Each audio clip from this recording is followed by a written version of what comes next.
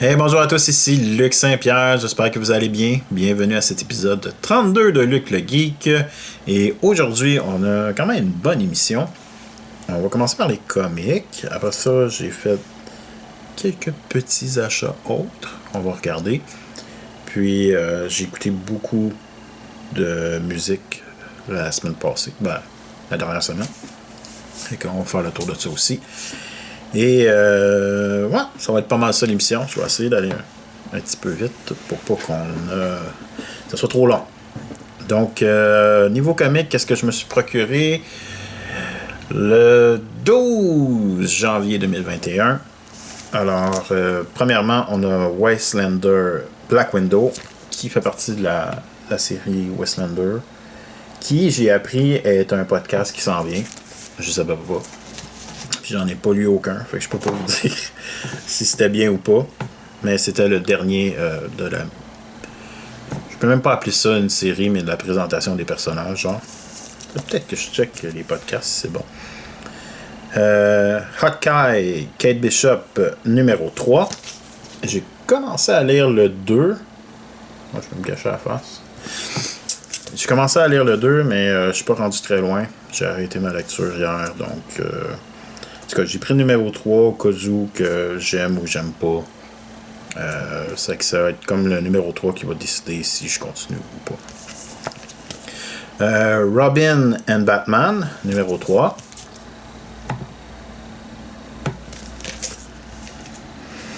J'ai pas lu encore le numéro 2. The Joker, numéro 11. Toujours aussi bon, The Joker. C'est une bonne série. Si ça vous tente de vous y mettre, je vous le recommande. Harley Quinn, The Animated Series. Je pense que je suis un petit peu en retard aussi dans ma lecture là-dedans. Enfin, je suis en retard dans bien des choses. Ça, c'est le numéro 5.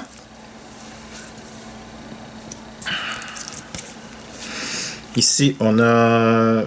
Ça aussi, je suis encore en retard. Bad Girls, numéro 2. J'ai pas eu encore le temps de lire le premier. Et ça aussi, c'est pas... j'ai pas encore décidé si j'allais embarquer pour la suite. Ou peut-être que je l'ai fait puis je m'en souviens pas. The Department of True, numéro 15. Ce numéro-là, il est supposément un numéro spécial qui est fait avec des textes au lieu d'avoir plus comique. Mais ça a l'air que c'est bien.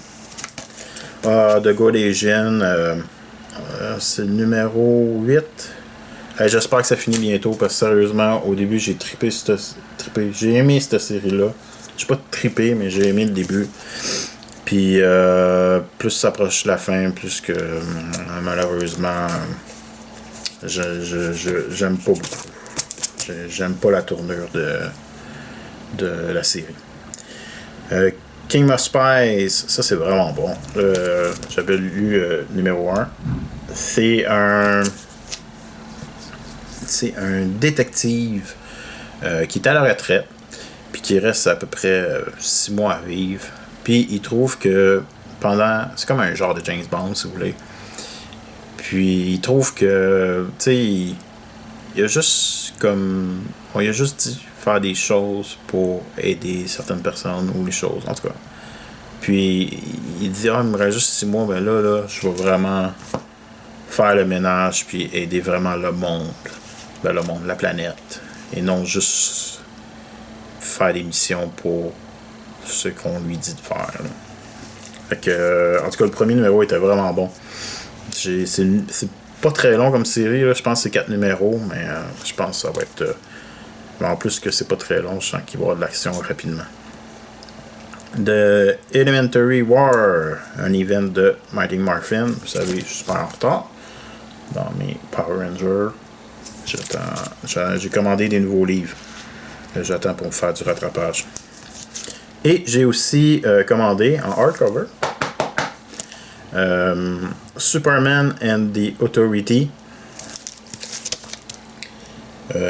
J'ai pris ça, c'est quand même assez gros, c'est une compilation des numéros qui sont sortis l'année passée, que ça a sorti ça. Puis je l'ai pris parce que j'ai commencé à lire les Superman. J'ai lu un spécial qui est avec ce clique-là, ce groupe de personnes-là. Je pensais que ça expliquerait plus, mais ça explique pas vraiment. Puis là, la suite de Superman en ce moment, c'est avec ce groupe de personnes-là. Donc, je me sentais un peu perdu aussi, puis peut-être connaître un peu plus les personnages, tout ça. Fait que j'ai décidé de prendre le comic. T'as pas donné quand même, hein? 34$. C'est le prix régulier, là. Mais je pense... J'ai aucune idée si j'aurais juste acheté les numéros, ça m'est revenu moins cher, mais c'est pas grave. Je vais avoir une histoire complète que je vais pouvoir lire d'un coup, à la place d'avoir juste un volume à chaque fois. Est-ce qu'il y a d'autres choses, un comic? Non, il n'y a pas d'autre chose. Ça a été une petite semaine. C'est pas été une grosse semaine, mais à cause la compilation, ça a monté de montant cette semaine. C'est pas grave. La semaine prochaine aussi, c'est pas trop gros. S'il ne rentre pas d'autres choses que j'ai commandées ailleurs. Pas ailleurs, mais des compilations. Je me suis procuré quelques petits trucs en cuisine. Alors, ceci ici, c'est... J'essaie d'être un petit peu plus environnementaliste. Faire ma contribution pour la planète. Alors, j'ai acheté... c'est pour les machines Keurig, dans le fond.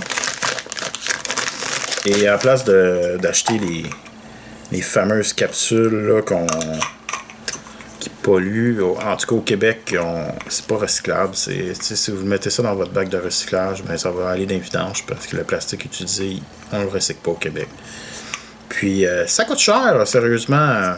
Vite comme ça, une boîte c'est au moins 40$ et plus. Une grosse boîte chez Costco. Puis ça passe vite, mais vous pouvez sauver beaucoup d'argent si vous achetez ce petit truc-là. Juste à mettre votre café ici. Et comme moi, j'ai acheté un sac de café, ça m'est revenu à un gros sac chez Costco, 23$. Puis je pense pas qu'il y a de taxe là-dessus. Il ne devrait pas avoir de taxe parce qu'il n'est pas moulu, il n'est pas modifié. Et j'ai aussi une machine pour moudre le café, fait qu'il va être super frais. Fait que je vais pouvoir utiliser ce petit truc-là pour mettre dans ma machine, puis avoir du café qui ne me coûtera pas trop cher, puis qu'en plus, il va être beaucoup plus écologique.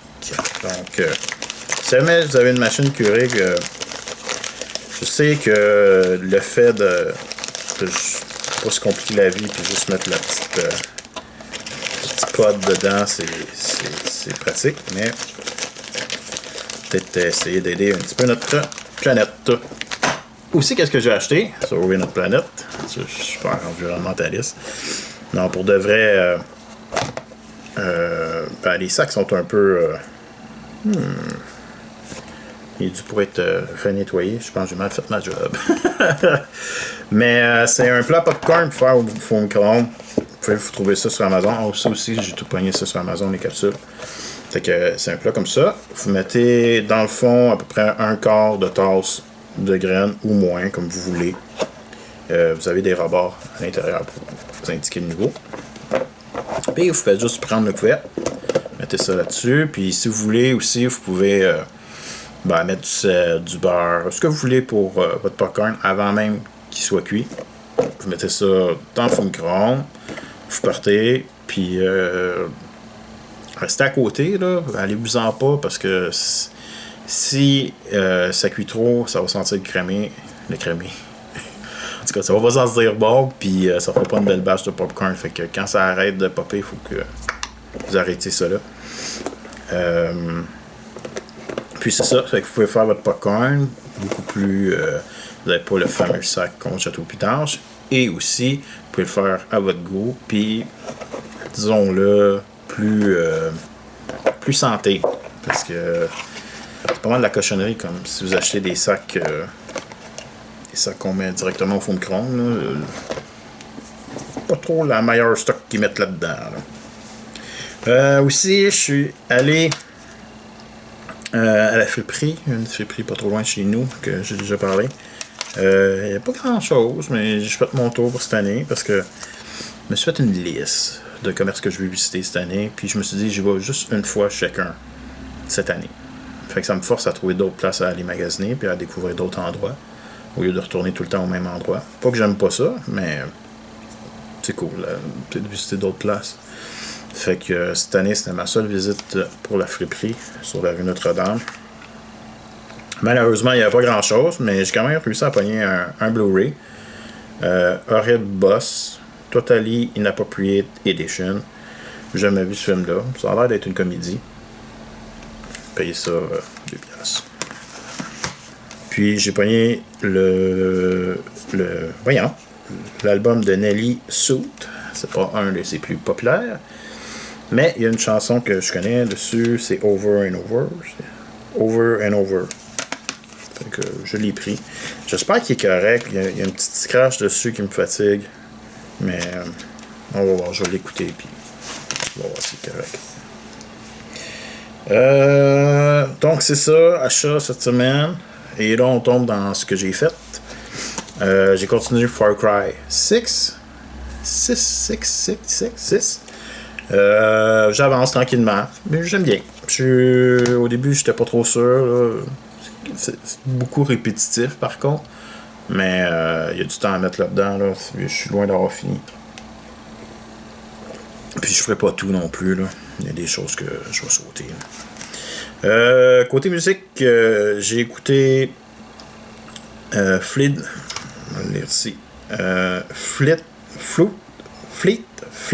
Mac, Behind the Mask. J'ai aussi écouté ça, j'ai bien aimé cet album-là. Si vous avez une chance d'aller jeter un petit coup d'œil. Linda Perry, In Flight. Vraiment une bonne ambiance. C'est un album que je vais utiliser pour mettre en musique de background smooth pour quand on reçoit de la visite, des choses comme ça. The World of the Bay City Roller, Bye Bye Baby. Ça, je trouvais que ça sonnait musique de Noël. Mais c'est pas un album de Noël, mais je trouvais vraiment que ça sonnait un peu musique de Noël. Une compilation mixée non-stop dance mix. Strictly Bass. Strictly Bass. Ceci. Il y a quand même quelques bonnes chansons sur cet album-là. Cette compilation-là, je devrais dire. Mais il y a entre autres, si je me trompe pas, c'est la numéro 10. Qui est Night Crawlers Push the Feeling On, The Dome of Doom. C'est la chanson qu'ont utilisé Pitbull. Si vous savez pas, Pitbull reprend tout le temps des musiques d'autres personnes pour faire ses chansons. Et c'est Hotel Room.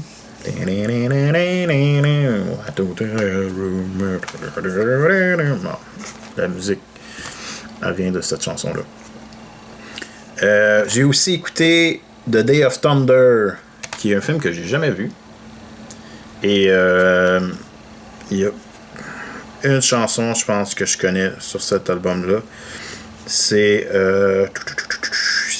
devrait être Guns N' Roses, me semble. Oui, Guns N' Roses qui reprennent la chanson Knocking on Heaven's Doors. Le reste, c'est très années 80 comme album. C'est pas mauvais. C'est juste que je pensais que je connaîtrais plus de tunes. Mais peut-être que je connais moins de tunes parce que à cette époque-là, souvent, ils faisaient des chansons directement pour le film. T'sais, ils prenaient pas des chansons qui existaient déjà, mais qui ont créé pour le film avec des artistes connus. C'était quand même assez populaire à l'époque, comme dans Top Gun, par exemple. Ça, j'ai pas la bonne pochette pour ça, mais c'était quand même un album de Tina Turner. C'est l'album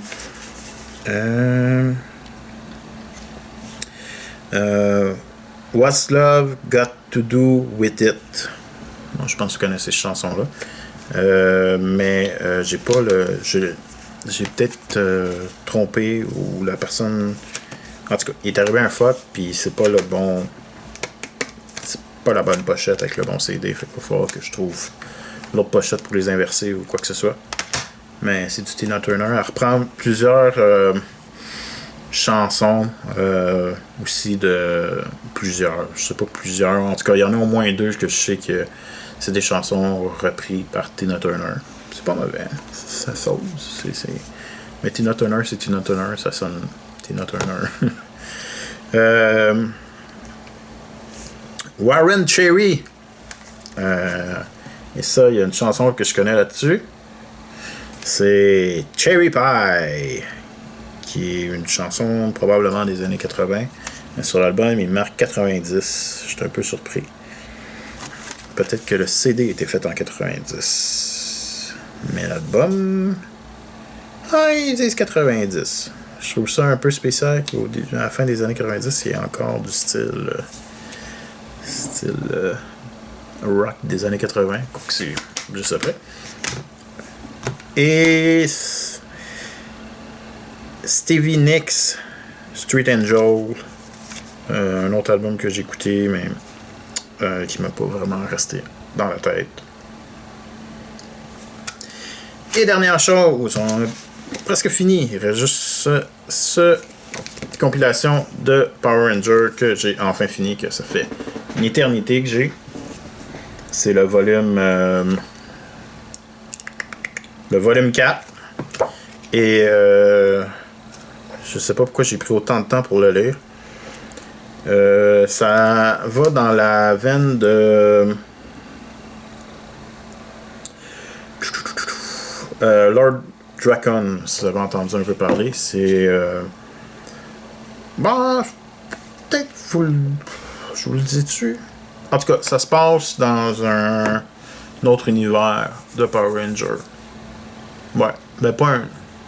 Ouais, un autre univers. Je peux-tu dire ça? Une autre réalité. Une réalité différente. C'était bon. C'est là que tu vois que ça commence à plus se mettre en place, puis plus être une histoire différente que juste les épisodes qu'on est habitué de voir. T'sais, au début, c'était plus un épisode normal, puis là, ça s'est avancé plus dans l'univers. Et fait que c'est ça. Fait que j'ai commandé aussi le numéro 5, qui devrait s'en venir. Et j'attends aussi le numéro 1. C'est à ce moment-là qu'ils ont sorti Go Go Power Ranger, qui est une autre série. C'est pour ça que quand vous voyez que je parle de Mighty Morphin Power Ranger, j'ai souvent comme celui-ci, j'ai mis ici. Je pense que c'est un des... Ah, il est là. C'est que vous avez Mighty Morphin, comme ça, puis vous avez aussi Power Ranger. Power Ranger et ils ont switché pour Go Go Power Ranger. Après ça, ils ont décidé d'appeler ça juste Power Ranger. Puis Mighty Morphin Power Ranger est devenu juste Mighty Morphin. Donc, c'est ça à ce niveau-là. Et j'ai hâte de lire la suite. J'ai hâte que ça arrive. Donc, c'est tout. J'espère que vous avez aimé cette émission-là. La semaine prochaine, je suis en vacances. Fait que je vais sûrement faire beaucoup de lectures. J'ai quand même descendu un peu la pile, mais il en reste encore beaucoup. Plus ça qui s'est rajouté. Mais je vais avoir juste ça à faire parce qu'il annonce super froid. Il annonce la neige. On est en plus en saison de COVID. Donc, je peux pas voir personne. Pas poser. Je suis une personne seule, mais il y a des risques à prendre. Donc, c'est ça. Fait qu'on va se voir la semaine prochaine. Merci de m'avoir écouté. Ciao.